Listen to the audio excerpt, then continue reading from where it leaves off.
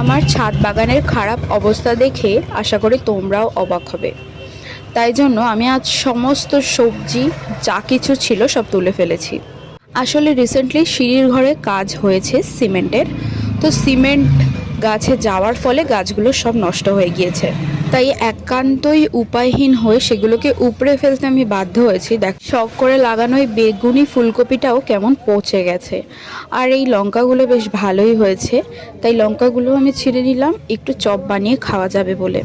একমাত্র লঙ্কা গাছগুলোই নষ্ট হয়নি, বাকি সমস্ত গাছ নষ্ট হয়ে গিয়েছে। আমার দেখে খারাপ লাগলেও কিছু করার নেই, কারণ মিস্ত্রি দাদাদের যতই বলেছি যে একটু সাবধানে কাজ করবেন, তারা শোনেননি। অ্যাকচুয়ালি তাদেরও দোষ নয়, অত সাবধানতা বজায় রেখে কোনো কাজ করা যায় না।